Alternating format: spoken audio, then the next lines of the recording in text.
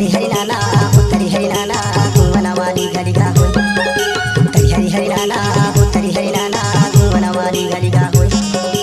और सांगो पानिया भरा है कि कुंवना वाली गलिगा हुआ और सांगो पानिया भरा है कि कुंवना वाली गलिगा हुआ हरी हरी नाना उत्तरी हरी हरी नाना कुंवना वाली गलिगा हरी हरी नाना उत्तरी हरी हरी नाना कुंवना वाली गलिगा मोर जोड़ी माला भरा है कि कुंवना वाली गलिगा मोर जोड़ी माला भरा है कि कुंवना वाली गलिगा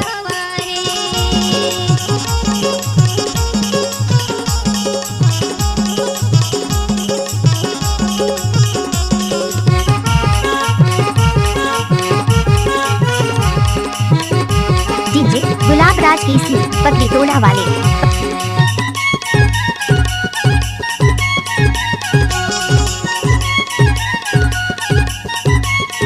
डीजे गुलाब राज एक्सक्लूसिव।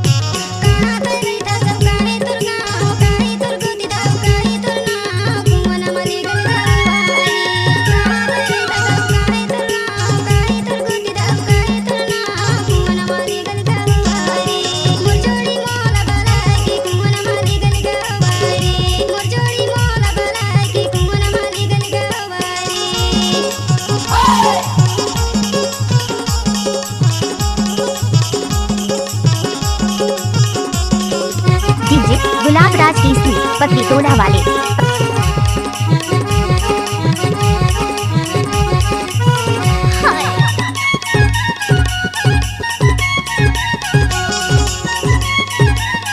डीजे गुलाब राज एक्सक्लूसिव। रेठावली टोला विक्रमपुर गाँव पूछत आगे बाई से खर मरना कुंवना वाली गलिगा हुआ रेठावली टोला विक्रमपुर गाँव से खर बनवासी बाई हवाए मरना कुंवना वाली गलिगा हुआ कौन सांगो पानिया भरा है कि कुंवना वाली गलिगा हुआ कौन सांगो पानिया भरा है कि कुंवना वाली गलिगा हुआ हरी हरी नाना उत्तरी हरी हरी नाना कुंवना वाली गलिगा हरी हरी नाना उत्तरी हरी नाना कुंवना वाली गलिगा मोर जोड़ी माला भरा है कि कुंवना वाली गलिगा मोर जोड़ी माला भरा है कि कुंवना वाली गलिगा हरी नाना उत्तरी हरी नाना कुंवना वाली गलिगा हरी हरी नाना उत्तरी हरी नाना कुंवना वाली गलिगा होई कौन सांगो पानिया भरा है कि कुंवना वाली गलिगा हुआ